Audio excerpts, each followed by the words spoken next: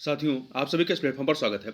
यहाँ पर हम लोग आगामी आरओ-एआरओ 2023 की प्रारंभिक परीक्षा के लिए प्रैक्टिस सेट या टेस्ट सीरीज देख रहे हैं और इसी कड़ी में हम लोग जो है पीसीएस सिंप्लीफाइड कोचिंग संस्था के द्वारा जो टेस्ट सीरीज कराई गई है, उसी में से एक टेस्ट पेपर को यहाँ पर कंप्लीट करेंगे। यह जीएस का पेपर है जिसमें 140 प्रश्न आपके दिए गए हैं और इस 140 प्रश्नों में से हम लोग इसके पहले पार्ट में 70 प्रश्नों को और इस वीडियो के नेक्स्ट पार्ट में जो है शेष बचे हुए 70 प्रश्नों को कंप्लीट करेंगे। चलिए प्रारंभ करते हैं। यहाँ पर आपका पहला प्रश्न है कि राष्ट्रपति पर महाभियोग लगाने हेतु उसे 14 दिन पहले दी गई लिखित सूचना पर सदन के कितने सदस्यों का हस्ताक्षर होना चाहिए?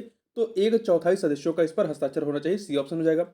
अगला है भारत के विधि आयोग के संबंध में निम्नलिखित में से कौन सा से कथन सही है? यहाँ पे जो नहीं लिखा है ये गलत है, बताना है कौन से सही है। ठीक है, तो यहाँ पर देखिए ये दिया कहता है कौन सा सही नहीं है, तो चलिए कौन सा सही नहीं इसी के हिसाब से देख लेते हैं। पहला, यह कानूनी सुधारों के लिए काम करने के लिए भारत सरकार के एक आदेश द्वारा स्थापित एक कार्यकारी निकाय है, ये कथन सही है। क्योंकि देखिए भारत का विधि आयोग ना तो संवैधानिक निकाय है, ना ही यह एक वैधानिक निकाय है। यह भारत सरकार के आदेश द्वारा स्थापित एक कार्यकारी निकाय है जिसका प्रमुख कार्य कानूनी सुधारों के लिए कार्य करना है। तो पहला कथन सही है। दूसरा, यह 5 साल के निश्चित कार्यकाल के लिए नियुक्त किया जाता है, नहीं। आयोग की स्थापना 3 साल के निश्चित कार्यकाल के लिए की जाती है, 3 साल। ठीक है, और यह कानून और न्याय मंत्रालय के लिए एक सलाहकार निकाय के रूप में कार्य करता है। तो दूसरा आपका कथन गलत है। तीसरा, एम शीतलवाड़ भारत में पहले विधि आयोग के अध्यक्ष थे, ये भी आपका कथन सही। देखिए भारत में प्रथम विधि आयोग की जो स्थापना है लॉर्ड मैकाले की अध्यक्षता में की गई थी, लॉर्ड मैकाले की अध्यक्षता में की गई थी। और वहीं एमसी शीतलवाड़ जो है वो स्वतंत्र भारत के पहले विधि आयोग के अध्यक्ष थे। तो यहां पर देखें, यदि आप ऐसे देखेंगे कि भारत में पहले विधायक के अध्यक्ष कौन थे, तो अध्यक्षता पहले किसने की थी? लॉर्ड मैकाले ने की थी। परंतु स्वतंत्र भारत की बात करेंगे तो एमसी शीतलवाड़ थे। तो इस प्रकार से आपका तीसरा कथन भी यहाँ पर क्या हो जाता है? गलत हो जाता है। तो आपके दो और तीन जो है वो गलत हो जाएंगे। तो यहाँ पे चारों विकल्पों में से ऐसा कोई विकल्प नहीं दिया गया है। यदि सही मान ले कौन सही है तो यहाँ पर आपका केवल पहला वाला ही सही होगा। आगे चलते हैं, अगला प्रश्न है, दो सूचियां यहाँ पर दी गई हैं, दो सूचियां दी गई हैं, इन्हें हमें सुमेलित करना है। तो देखिए आपका जो क्षेत्रीय परिषद है, क्षेत्रीय परिषद ये क्या है? क्षेत्रीय परिषदें जो है आपकी ये आपकी वैधानिक निकाय है। क्षेत्रीय परिषद आपका वैधानिक निकाय है, वन से मिला दीजिए। अंतर राज्य परिषद जो है ये आपके संवैधानिक निकाय है। इनकी स्थापना आर्टिकल 263 के तहत की जाती है, संविधान के अनुच्छेद 263 के तहत की जाती है। तो ये आपका 3 से मिला दीजिए। स्वायत्त जिला परिषद, स्वायत्त जिला परिषद क्या है? ये विधायी निकाय है। स्वायत्त जिला परिषद जो है ये आपके विधायी निकाय हैं। तो आप 4 से मिला दीजिए सी को। डी, राष्ट्रीय विकास परिषद क्या है? राष्ट्रीय विकास परिषद जो है ये कार्यकारी निकाय है। ठीक है, ये क्या है? कार्यकारी निकाय है। देखिए 1952 में सरकार के कार्यकारी आदेश द्वारा स्थापित राष्ट्रीय विकास परिषद एनडीसी ने विकास के मुद्दों पर देश के सर्वोच्च निर्णय लेने वाले प्राधिकरण के रूप में कार्य किया। भारत सरकार ने राष्ट्रीय विकास परिषद अर्थात एनडीसी को खत्म करने और इसकी शक्तियां गवर्निंग काउंसिल नीति आयोग को सौंपने का फैसला किया है वर्तमान में। तो यहां पर आपका इसको आप 2 से मिलाएंगे तो 1342 आपका ए ऑप्शन हो जाएगा। आगे बढ़ते हैं, राज्यपाल की अध्यादेश जारी करने की शक्ति संविधान के निम्नलिखित में से किस अनुच्छेद में दी गई है? तो 213 में। 123 में जो है राष्ट्रपति की है और 213 में आपकी राज्यपाल के संबंध में है। आगे बढ़ते हैं, क्वेश्चन नंबर 5 देखते हैं, निम्नलिखित में से किसका उल्लेख भारत के संविधान में नहीं है? तो देखिए कोरम, धन्यवाद प्रस्ताव, 17वां अविश्वास प्रस्ताव। अविश्वास प्रस्ताव का जो उल्लेख है वो संविधान में नहीं किया गया है, परंतु लोकसभा में प्रक्रिया तथा कार्य संचालन नियम जो 19 रूल नंबर 198 है, इसमें मंत्रिपरिषद में अविश्वास प्रस्ताव की प्रक्रिया निर्धारित की गई है। गणपूर्ति के बारे में या कोरम के बारे में आर्टिकल 100 के 3 में दिया गया है। ठीक है, 100 के 3 में दिया गया है। तो इस चीज को आप यहां पर ध्यान रखिएगा। इसके अतिरिक्त अन्य की जो बात करें आपके 17वां और धन्यवाद प्रस्ताव की, तो इनकी भी बात जो है आपके संविधान में इसका उल्लेख मिलता है। आगे बढ़ते हैं, निम्नलिखित में किस समिति द्वारा भारत में त्रिस्तरीय पंचायती राज व्यवस्था की अनुशंसा की गई थी? किस समिति के द्वारा की गई थी? तो आप यहां पे देखें त्रिस्तरीय की, देखिए आपका बलवंत राय मेहता समिति के द्वारा की गई थी। ठीक है, बलवंत राय मेहता समिति द्वारा। अशोक मेहता समिति ने जो है द्विस्तरीय की बात की गई थी, और गाडगिल समिति और पीके थुंगन समिति, इन तीनों ने जो है आपकी त्रिस्तरीय की बात की थी, जबकि अशोक मेहता ने द्विस्तरीय की बात की थी। तो 134 अर्थात सी ऑप्शन हो जाएगा। आगे बढ़ते हैं, अगला है, निम्नलिखित में से कौन सा मूल कर्तव्य नहीं है? कौन सा मूल कर्तव्य नहीं? देखिए, वैज्ञानिक प्रवृत्ति को विकसित करना, ये मूल कर्तव्य में आता है। सार्वजनिक संपत्ति की सुरक्षा करना, संविधान के आदर्शों का सम्मान करना, ये तीनों ही मूल कर्तव्य हैं, परंतु अनिवार्य सैन्य सेवा प्रदान करना, ये आपका मौलिक कर्तव्य में या मूल कर्तव्य में नहीं आता है। आगे बढ़ते हैं। राष्ट्रीय आपातकाल के लागू होने पर लोकसभा का कार्यकाल एक बार में कितने समय के लिए बढ़ाया जा सकता है? तो एक बार में जो है यह 1 वर्ष के लिए बढ़ाया जा सकता है। एक बार में 1 वर्ष के लिए बढ़ाया जा सकता है। देखिए, जब आपात की उद्घोषणा प्रवर्तन में हो, तब संसद विधि द्वारा ऐसी अवधि के लिए बढ़ा सकेगी जो एक बार में 1 वर्ष से अधिक नहीं होगी, और उद्घोषणा के प्रवर्तन में न रह जाने के पश्चात उसका विस्तार किसी भी दशा में 6 मास की अवधि से अधिक नहीं होगा। ये कथन याद रखिएगा। आगे बढ़ते हैं, क्वेश्चन नंबर 9 देखते हैं। क्वेश्चन नंबर 9 क्या है? 2 सूचियां हैं, अनुच्छेद और राज्य के लिए विशेष प्रावधान, इन्हें हमें सुमेलित करना है। तो देखिए, क्वेश्चन नंबर 9 में 371 डी, 371 डी में क्या है? आंध्र प्रदेश राज्य के संबंध में विशेष उपबंध किया गया है, तो 1 से मिलाइए।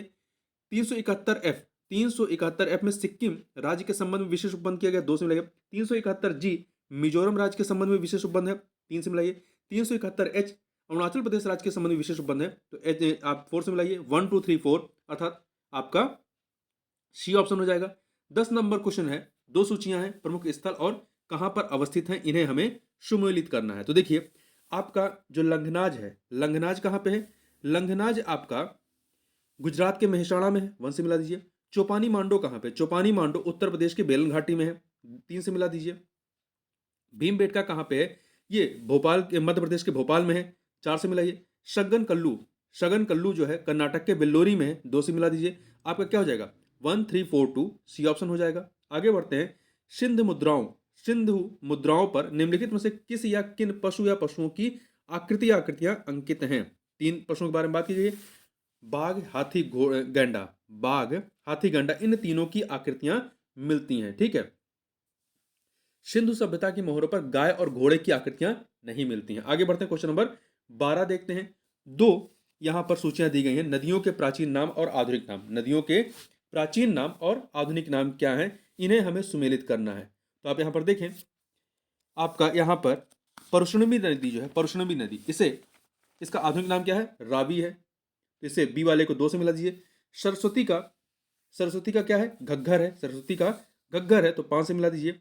शतुद्री का, शतुद्री का सतलज है, शतुद्री का सतलज है, 3 से मिलाइए। विपाशा का व्यास है, विपाशा का व्यास है, तो 2 से मिला दीजिए। आपका क्या हो जाएगा? 5 2 3 5, एक सेकेंड। सरस्वती का क्या है? सरस्वती का आपका घग्गर है, ठीक है, 5 से मिला दिया। दूसरा परुष्णवी जो है, परुष्णवी का क्या है? रावी है, तो 1 से मिलाएंगे ना, यहाँ 2 नहीं 1 होगा, तो 5 1 3 2 अर्थात बी ऑप्शन हो जाएगा, बी ऑप्शन। आगे बढ़ते हैं, क्वेश्चन नंबर 13 देखते हैं। निम्नलिखित कथनों पर विचार कीजिए। 2 कथन दिए गए हैं और उपयुक्त कथनों में से कौन सा या से सही है या है। यहां पर आप देखें तो देखिए, पहला, यजुर्वेद औषधियों संबंधित है, नहीं, यजुर्वेद जो है औषधियों संबंधित नहीं है। यजुर्वेद जो है यज्ञ संबंधी विधि विधानों से संबंधित है, तो पहला कथन गलत है। जो अथर्ववेद है, अथर्ववेद जो है यह औषधियों संबंधित है, तो यहाँ पर दोनों उल्टा लिखा गया है। अथर्ववेद औषधियों संबंधित है, जबकि यज्ञ संबंधी विधि विधानों का पता जो है वो यजुर्वेद से चलता है, तो यहाँ पे 2 के दोनों कथन गलत हैं, तो डी ऑप्शन हो जाएगा। अगला है, अध्यात्म ज्ञान के विषय में नचिकेता और यम का संवाद, संवाद जो है किस उपनिषद में प्राप्त होता है? तो यह आपका कंठोपनिषद में, किसमें? कंठोपनिषद में प्राप्त होता है।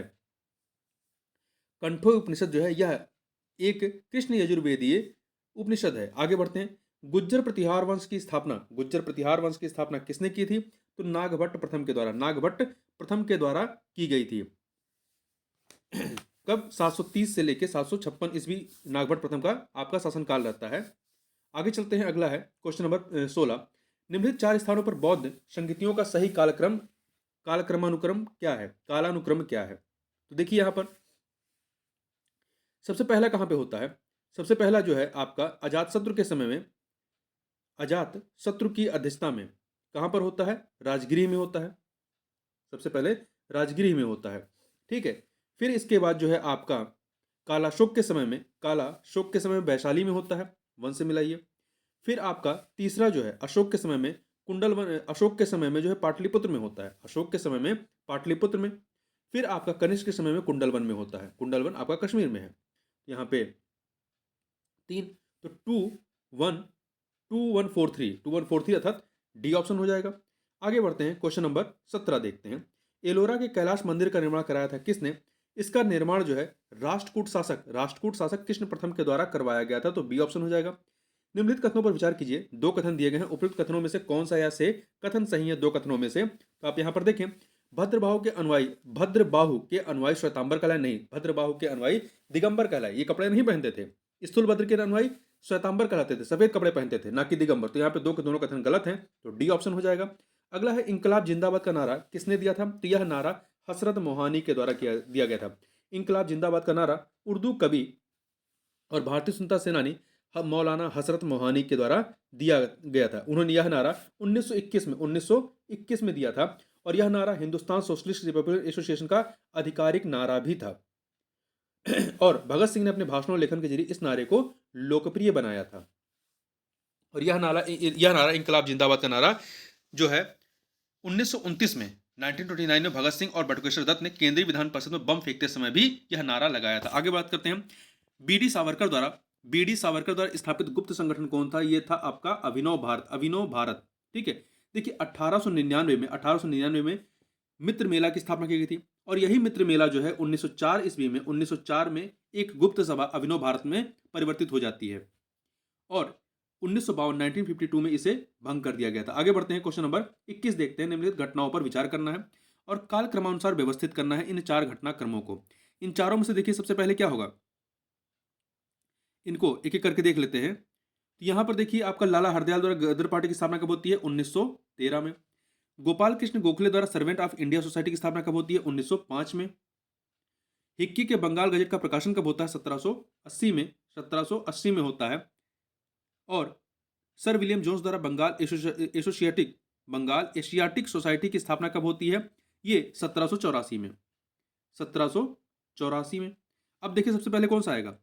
सबसे पहले इसमें 1780 घटना हिक्की के बंगाल गजट का प्रकाशन, तो 3 से मिला 3 हो जाएगा।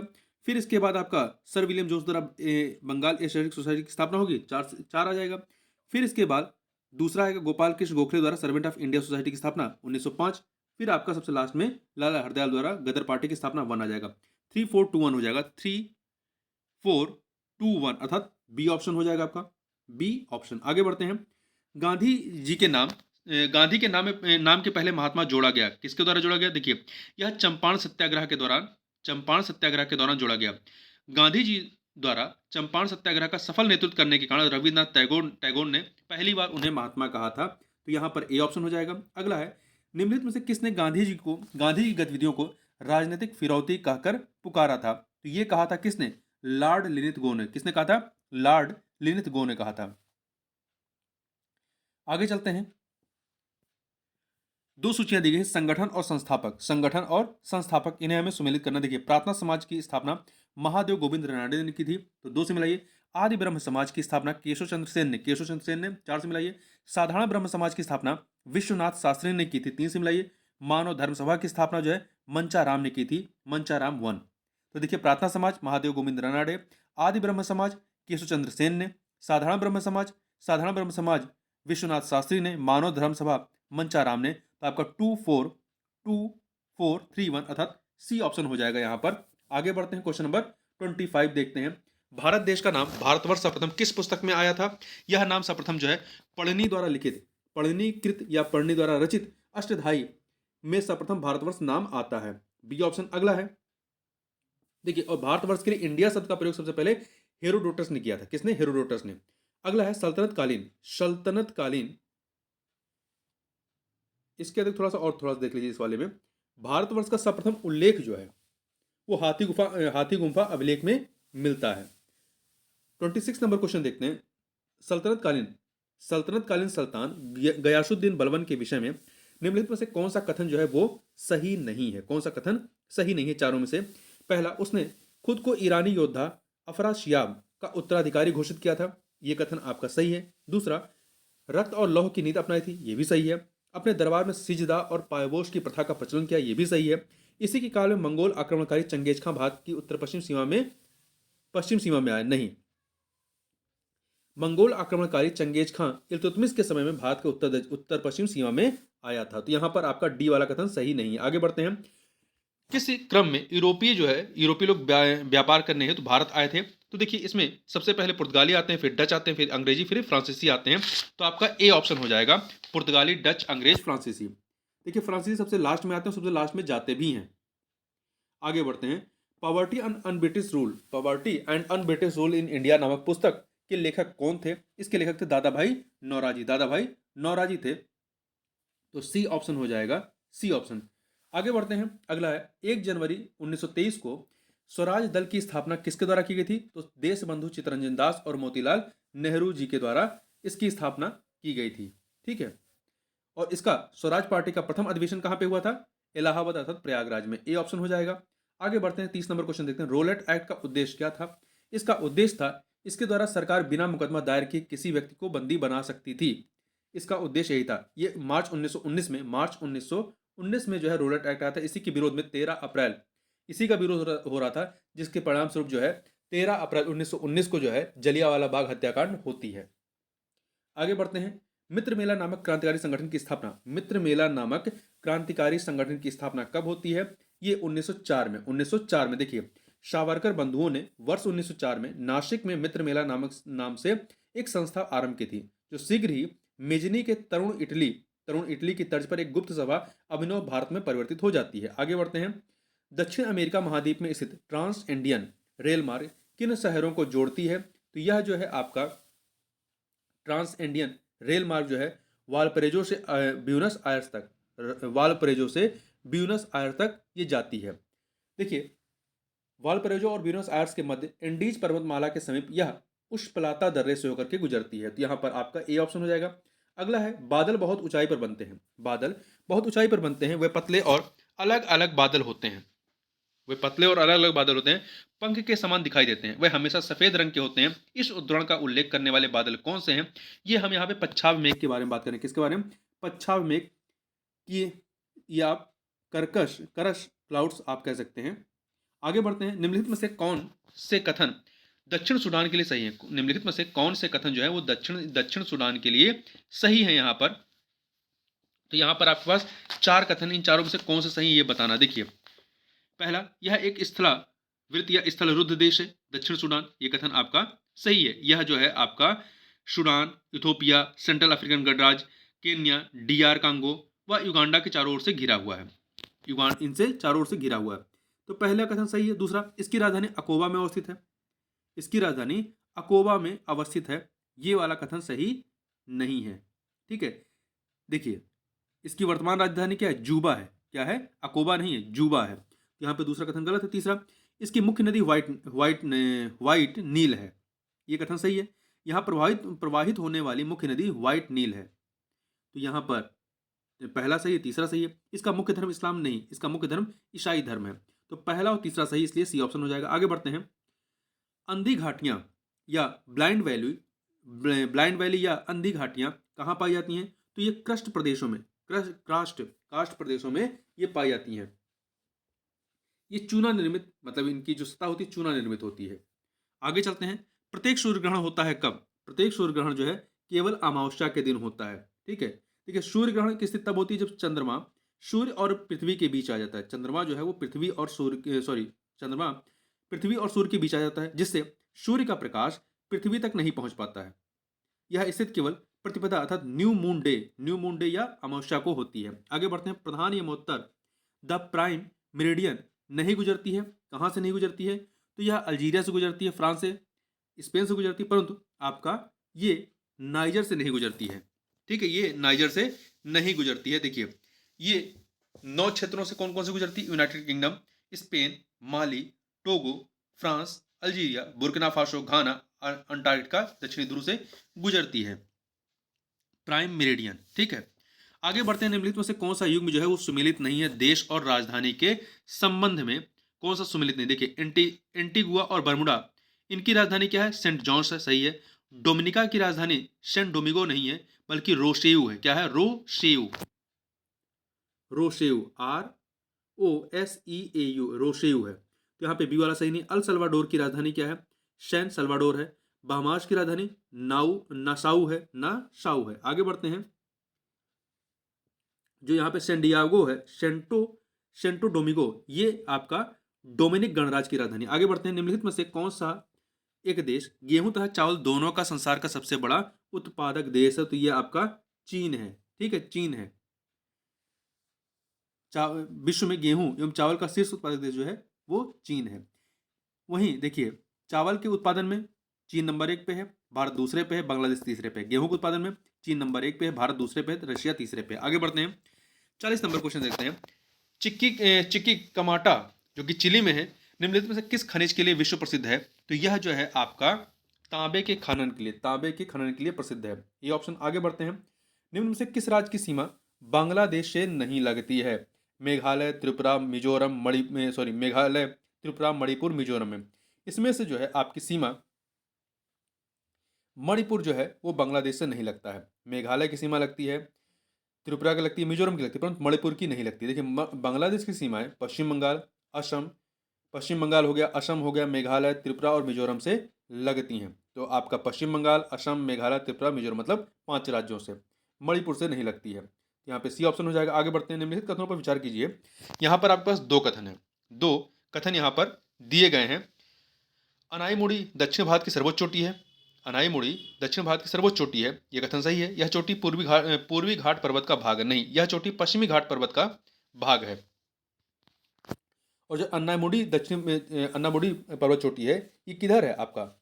यह केरल राज्य में है। यहाँ पे पहला सही दूसरा गलत है, इसलिए ए ऑप्शन हो जाएगा। आगे बढ़ते हैं, राम सेतु शुरू होता है कहाँ से? तो राम सेतु जो है ये आपका धनुषकोडी से चालू होता है। देखिए, राम सेतु, इसे एडम्स ब्रिज भी कहते हैं, इसे एडम्स ब्रिज भी कहते हैं। भारत के पंबन द्वीप के अंतिम छोर धनुषकोडी से प्रारंभ होकर के श्रीलंका के मन्नार द्वीप तक एक श्रृंखला में उथले जली भाग के रूप में विस्तारित है। आगे बात करते हैं, निम्नलिखित जापानी द्वीपों को उत्तर से दक्षिण दिशा में हमें इन्हें क्या करना है? व्यवस्थित करना है। तो देखिए, सबसे उत्तर में इन चारों में से कौन सा होगा? इन चारों में सबसे उत्तर में आपका कौन सा है? होकैंडू है, फिर होकैंडू के बाद होंशु है, फिर आपका होकैंडू, होंशु, इसके बाद क्यूशु है, और सबसे लास्ट में ओकिनावा आ जाएगा। ये क्रम हो जाएगा 2 3 4 1। आगे बढ़ते हैं, निम्नलिखित नदियों का उत्तर से दक्षिण दिशा की ओर सही क्रम क्या है? नॉर्थ टू साउथ, मतलब ऐसे ऊपर से नीचे की तरफ। कौन सा इसमें है सही? तो देखिए, इसमें सबसे उत्तर में आपका स्वर्ण रेखा नदी है, फिर आपकी कृष्णा है, उसके दक्षिण में पन्नार, और सबसे दक्षिण में कावेरी है। तो जो आपका क्रम है उत्तर से दक्षिण, स्वर्ण रेखा, कृष्णा, पन्नार और कावेरी। आगे बढ़ते हैं, क्वेश्चन नंबर 46 देखते हैं। निम्नलिखित में से किस नदी के तट पर बद्रीनाथ का प्रसिद्ध मंदिर अवस्थित है? तो बद्रीनाथ कहाँ पर है? तो ये अलकनंदा नदी के तट पर, जबकि केदारनाथ जो है वो मंदाकिनी के तट पर है। बद्रीनाथ अलकनंदा नदी के तट पर और केदारनाथ जो है मंदाकिनी नदी के तट पर है। निम्नलिखित में से कौन सी नदी घाटी, वेशिन नदी घाटी, क्षेत्रफल में सबसे बड़ी है? कौन सी है इन चारों में से? तो इन चारों में से सबसे बड़ी कौन सी है? महानदी वेशिन सबसे बड़ी है इन चारों में। ठीक है, यहाँ पर बी ऑप्शन हो जाएगा। किस प्रकार की मिट्टियों की जल धारण क्षमता विभिन्न प्रकार की मिट्टियों की जल धारण क्षमता का घटता हुआ क्रम क्या है? तो यहाँ पर आप देखें, सबसे अधिक जल धारण क्षमता किसकी होगी? मृतिका की, फिर उससे कम गाद की, और उससे कम बालू की। तो मृतिका, गाद, बालू, या इंग्लिश में कहें तो क्ले, सिल्ट और सैंड, ये ऑप्शन हो जाएगा।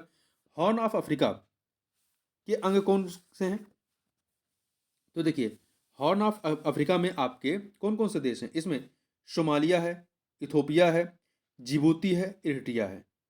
सोमालिया है, इथोपिया है, जिबूती है, इरिट्रिया, ये 4 देश इसमें हैं। ठीक है, ये आपका जो अफ्रीका का पूर्वी अफ्रीका वाला हिस्सा है, उस वहां पर ये हॉर्न जैसा बना हुआ है। तो ये सोमालिया, इथोपिया और जिबूती, इसके अतिरिक्त इरिट्रिया भी इसमें शामिल है।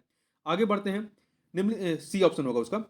नदी तथा उसके किनारे स्थित शहरों के संदर्भ में निम्नलिखित को सम्मिलित कीजिए। शहर और उसके किनारे बसा हुआ, मतलब शहर और किस नदी के किनारे बसा है, इसे सम्मिलित करना है। तो देखिए, यहाँ पर आपका जो रॉटरडम शहर जो है राइन नदी के किनारे है। रॉटरडम शहर जो है राइन नदी के किनारे है, 3 से मिला दीजिए। टोक्यो शहर जो है, टोक्यो अराकाव नदी के किनारे है, अराकाव नदी के किनारे है, 4 से मिला दीजिए। मॉन्ट्रियल जो है ये सेंट लॉरेंस नदी के किनारे है, तो आप 1 से मिलाइए। बेलग्रेड जो है ये डेन्यूब नदी के किनारे है, तो आप इसको 2 से मिला दीजिए। तो क्या हो जाएगा ये 4321, 4321 आपका बी ऑप्शन हो जाएगा। आगे बढ़ते हैं, 2 सूचियां फिर से दी गई हैं ज्वालामुखी और देश के संबंध में। तो यहां पर बताना है कौन सा सही है। तो देखिए आपका ये फ्यूजियामा कहाँ पे है? फ्यूजियामा आपका जापान में, तो 4 से मिला दीजिए। चिम्बाराजो चिम्बाराजो जो है ये आपका कहाँ पे? इक्वाडोर में है, 3 से मिला दीजिए। किलिमंजारो तंजानिया में है, किलिमंजारो तंजानिया 2 से। मेयाना मेयाना कहाँ पे है? फिलीपींस में, तो 1 से मिला दीजिए। तो 4321 सी ऑप्शन हो जाएगा, सी ऑप्शन। आगे बढ़ते हैं, एक से अधिक देशों की सीमा को स्पर्श करने वाले भारतीय राज्य या केंद्र शासित प्रदेशों की कुल संख्या कितनी है? एक से अधिक देशों को स्पर्श करने वाले देखिए कितने हैं? 7 हैं। 7 ऐसे राज्य और केंद्र शासित प्रदेश हैं। कैसे? लद्दाख की सीमा पाकिस्तान, अफगानिस्तान, चीन से लगती है, एक से अधिक देश हो गया। उत्तराखंड की सीमा चीन और नेपाल से लगती है। पश्चिम बंगाल की सीमा बांग्लादेश, नेपाल, भूटान से लगती है। सिक्किम की सीमा नेपाल, चीन, भूटान से लगती है। असम की सीमा बांग्लादेश और भूटान से लगती है। अरुणाचल प्रदेश की सीमा चीन, म्यांमार, भूटान से लगती है। मिजोरम की सीमा बांग्लादेश और म्यांमार से लगती है। आगे बढ़ते हैं, भारतवर्ष के पश्चिम तटीय निम्नलिखित शहरों पर विचार कीजिए। भारत के पश्चिम तटीय निम्नांकित शहरों पर विचार करना है। जंजीरा, कन्नूर, नागरकोइल और सिंधुदुर्ग। उत्तर से दक्षिण इन नगरों का सही क्रम क्या होगा? उत्तर से दक्षिण। इसमें देखिए सबसे उत्तर में आपका जंजीरा आएगा। जंजीरा ये कहाँ पे? महाराष्ट्र के रायगढ़ जिले में स्थित है, तो 1। फिर इसके बाद आपका क्या आ जाएगा? सिंधुदुर्ग। सिंधुदुर्ग भी कहाँ पे है? महाराष्ट्र में है, तो आपका सिंधुदुर्ग आपका कहाँ पे आ जाएगा? 1 के बाद 4 आ जाएगा। फिर इसके बाद आपका इसके बाद जो है आपका कन्नूर है। कन्नूर कहाँ पे? केरल में। कन्नूर केरल में, 2 से मिलाइए। फिर आपका नागरकोइल, नागरकोइल कहाँ पे है? तमिलनाडु राज्य में, कन्याकुमारी जिले में, तो ये आपका 3 आ जाएगा। तो 1423 अर्थात डी ऑप्शन। अगला है, निम्नलिखित कथनों पर विचार कीजिए। निम्नलिखित कथनों पर 2 कथन यहाँ पर दिए गए हैं, बताना है उपयुक्त कथनों में से कौन सा या से सही कथन है। पहला, देशांतर से जब बाईं ओर जाते हैं तो प्रत्येक 1 डिग्री देशांतर पर समय में 4 मिनट की वृद्धि होती है। नहीं, 4 मिनट की 8 मिनट की नहीं, 4 मिनट की, सॉरी 8, यहाँ 8 लिखा है, जबकि होती कितनी? 4 मिनट की वृद्धि होती है, तो यहाँ पर पहला गलत हो गया। दूसरा, सभी अक्षांश विषुवत वृत्त के समानांतर होते हैं। सभी अक्षांश जो है विषुवत वृत्त के समानांतर होते हैं। 2 अक्षांशों के बीच की दूरी लगभग 111 किलोमीटर होती है, तो यहाँ पर पहला कथन गलत है, दूसरा सही है, बी ऑप्शन हो जाएगा। अगला है, निम्नलिखित कथनों में से कौन सही सुमेलित नहीं है जनजाति और अवस्थित के बारे में? तो देखिए कौन सा सही नहीं है। कोन्याक जनजाति नागालैंड की है, नागालैंड की है। थोडो मणिपुर की है। भोई जनजाति जो है ये आपकी मिजोरम की नहीं है। भोई जनजाति जो है ये आपकी मिजोरम की नहीं बल्कि कहाँ की है? मेघालय की। ध्यान रखिएगा, भोई जनजाति मेघालय की, मिजोरम की नहीं है। बर्दा गुजरात की है। आगे बढ़ते हैं, पृथ्वी के वायुमंडल की संरचना को उसकी ऊंचाई के क्रम में व्यवस्थित कीजिए। नीचे से ऊपर की तरफ चलिए आप। तो देखिए सबसे पहले इसमें क्या आएगा? सबसे पहले क्षोभ मंडल आएगा, क्षोभ मंडल 2। इसके बाद आपका समताप मंडल 4। फिर इसके बाद क्या आएगा? मध्यमंडल आएगा 3। फिर सबसे लास्ट में तापमंडल आएगा 1। तो 2431 सी ऑप्शन हो जाएगा। मृदा स्वास्थ्य कार्ड योजना का ध्येय वाक्य क्या है? तो इसका ध्येय वाक्य क्या है? स्वस्थ धरा खेत हरा, स्वस्थ धरा खेत हरा। इसे 19 फरवरी 2015 को राजस्थान के सूरतगढ़ से मिट्टी की खराब होती गुणवत्ता की जांच करने और कृषि उत्पादकता को बढ़ाने हेतु मृदा स्वास्थ्य कार्ड योजना शुरू की गई है। आगे बढ़ते हैं, देखिए यह जो कार्ड होता है इसे 3 वर्ष पर इसका नवीनीकरण होता है। तो इसका ध्येय क्या है? जो ध्येय वाक्य है वो है स्वस्थ धरा खेत हरा। आगे बढ़ते हैं, पारिस्थितिकी तंत्र के संबंध में निम्नलिखित कथनों पर विचार कीजिए। पारिस्थितिकी तंत्र के संबंध में, तो यहाँ पर आपके पास 2 कथन दिए गए हैं, बताना सही कौन सा है। पारिस्थितिकी तंत्र शब्द का सर्वप्रथम प्रयोग एजी टांसले ने किया था। किसने किया था? एजी टांसले ने। दूसरा, जो जीव अपना भोजन स्वयं उत्पादित करते हैं उन्हें स्वपोषी कहते हैं। ये 2 के दोनों कथन यहाँ पर सही है, सी ऑप्शन हो जाएगा। अगला है, निम्नलिखित में से कौन सा कृत्रिम पारिस्थितिकी तंत्र है? कौन सा कृत्रिम पारिस्थितिकी तंत्र है? तो इसमें देखिए धान का जो खेत होता है ये कृत्रिम पारिस्थितिकी तंत्र है, जबकि घास का मैदान, वन, झील ये आपके प्राकृतिक पारिस्थितिकी तंत्र हैं। क्वेश्चन नंबर 60 देखते हैं, निम्नलिखित में से कौन सा विकल्प सत्य नहीं है 4 विकल्पों में से? तो आप यहाँ पर देखिए, भारतीय वन्यजीव संरक्षण अधिनियम वर्ष 1972 में लागू किया गया था, यह कथन सही है। दूसरा, पर्यावरण संरक्षण अधिनियम पर्यावरण के संरक्षण एवं सुधार के लिए वर्ष 1986 में लागू किया गया था, यह भी सही है। जनजातियों एवं अन्य पारंपरिक वन निवासियों के वन अधिकारों को मान्यता अधिनियम 2006 में लागू किया गया था, यह सही है। वन संरक्षण अधिनियम वर्ष 1982 में लागू हुआ था, नहीं। वन संरक्षण अधिनियम वर्ष 1980 में, वर्ष 1980 में लागू हुआ था। ठीक है, तो यहाँ पे डी वाला ऑप्शन सही नहीं है। आगे बढ़ते हैं। पित्त में क्या एकत्रित किया जाता है? तो पित्त जो है, पित्त में पित्ताशय की थैली, पित्त जो है पित्ताशय की थैली में एकत्रित किया जाता है। पित्त एक पायशीकारी तरल यकृत द्वारा बनाया जाता है और बाद में पित्ताशय की थैली में संग्रहित होता है और ग्रहणी में छोड़ा जाता है। पित्त जो होता है, पित्त लवण कोलेस्ट्रॉल और पित्त वर्णक से बना होता है। आगे बढ़ते हैं। शरीर में विटामिन ए कहाँ संग्रहित होता है? तो विटामिन ए जो है आपका लीवर में, कहाँ पर? लीवर में संग्रहित होता है। तो ध्यान रखिएगा, महत्वपूर्ण है, कई बार पूछा गया है।